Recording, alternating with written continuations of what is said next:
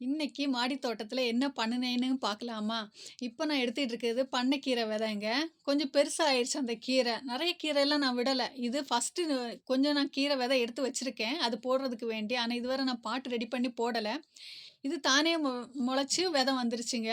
அதுல அழகான ஹனிபி எல்லாம் வந்து உட்காருது அந்த பூலையும் கூட. ஆனா, அது கீழ விதையெல்லாம் நல்லா முத்தி போயிருச்சு. நீ விட்டா எல்லாம் வெடிச்சு தொலைஞ்சிரும்னு சொல்லிக்கிட்டு அதெல்லாம் வெட்டி எடுத்துக்கிட்டேன். அதுவும் தனியா நட்டு விட்டதில்ல. ஒரு ரோஜா செடி பாட்டுக்குள்ள தானே முளைச்சிருச்சு. சரி அந்த விதையாவது நான் எடுத்துக்கலான்னு சொல்லிட்டு எல்லாத்தையும் இன்னைக்கு கட் பண்ணி எடுத்துக்கிட்டேங்க. இன்னைக்குள்ள நாள் நெருங்கிருச்சு. நம்மளோட மாதுளை பழத்த வெட்ட வேண்டிய நாளு. ஏன் அந்த சைடு நான் பார்த்தேன்னா, ஹனிபி கூடு பக்கத்திலேயே இருக்குதுங்க. அதனால அதையும் பார்த்துக்கிட்டு பக்குவமா தான் உள்ளுக்குள்ள போய் அந்த மாதுளம் பழத்த வெட்டணும். இதுவரை நான் அத தொட்டு பார்க்கல. தூரம் இருந்து தான் பார்த்துட்டு வந்தேன். இன்னைக்கு தான் கையில நான் பறிச்ச உடனே அத சுத்தியும் புத்தியும் பார்த்துக்கிட்டு இருக்கேன். ஏன்னா வெடிச்சிருக்கா? ஏதாவது பூச்சி ஏதாவது கடிச்சிருக்காங்கிறத பார்த்தேன். ஆனா எதுவும் பண்ணலைங்க. லைட்டா ஒரு வெடிப்பு வரக்க ஆரம்பிச்சிருக்கு. நான் கரெக்ட்டான டைமுக்கு தான் பறிச்சு எடுத்துட்டேன். போன வாட்டியெல்லாம் வெடிச்சிருச்சு பார்த்தீங்களா? ஹனிபி கூடு பக்கத்திலே இருக்கு. அதனால தான் ஒரு பயம் மனசுக்குள்ள. போன வாட்டி ஒரே ஒரு காய் காய்ச்சிருந்துச்சுங்க. அது வெடிச்சிருச்சு. அதே மாதிரி இந்த வாட்டியும் ஒண்ணே ஒண்ணு தான் காய்ச்சிருக்கு. எல்லா வருஷம் ஒண்ணு தான் குடுப்பேன்னு அது வாசி பிடிச்சுக்கிட்டு நிக்குதுன்னு நான் நெனைக்கிறேன். பரவால்ல ஒண்ணாவது குடுத்துச்சேன்னு உள்ள ஒரு சந்தோஷம்.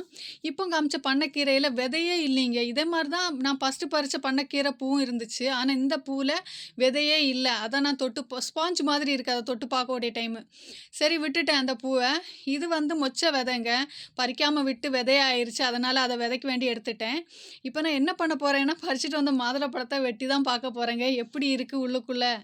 சிவப்பா இருக்கா? இல்லன்னா நிறம் மங்கி இருக்கான்னு உள்ள ஒரு ஆர்வம். போன வாட்டியெல்லாம் நல்ல சிவப்பா இருந்துச்சு. நல்லா அடுக்கா விதையெல்லாம் வச்சிருந்துச்சு. அதனால இந்த வாட்டியும் எப்படி இருக்குதுங்கிறதுனால ஆர்வத்தில தான் கட் பண்ணிட்டு இருக்கேன். வெட்டக்கூடிய டைமே தொலி கொஞ்சம் கட்டியா இருந்துச்சுங்க. வ கொஞ்சம் கஷ்டமா இருந்த மாதிரி இருந்துச்சு. ஆனாலும் பரவாயில்லன்னு சொல்லிட்டு கஷ்டப்பட்டு முறிச்சு எடுத்துட்டேன். ஓப்பன் பண்ணிட்டேங்க. ஆனா உள்ளுக்குள்ள இருக்க விதையெல்லாம் முத்துக்கள் மாதிரி இருக்குதுங்க. போன வாட்டி பறிச்சதெல்லாம் கொஞ்சம் விதை சின்னதா இருந்துச்சு. நல்லா ரெட் கலரா இருந்துச்சு. இந்த வாட்டி முத்துக்கள் எல்லாம் நல்லா பெருசா இருக்குது. நல்லா ரெட்டா தான் இருக்குது ஃப்ரெண்ட்ஸ். நல்லா பெருசு பெருசா இருக்குது. அத தொட்டு பார்க்கக்கூடிய டைமு நல்லா திடமா இருக்குது. ஒண்ணு கூட எதுவும் ஆகல. நல்லா இருக்குது பார்க்குறதுக்கு திருப்தியா இருந்துச்சு மனசுக்கு. எல்லாத்தையும் ஓப்பன் பண்ணி எடுத்துட்டேன். ஒரு காயில இவ்வளோ பந்தாவான்னு நினைக்கலாம். ஆனா, ஒண்ணே ஒண்ணு காய்ச்சா கூட அது நம்ம மாடி தோட்டத்தில காய்ச்சதுனால, அது ரொம்ப சந்தோஷமா இருக்கும்.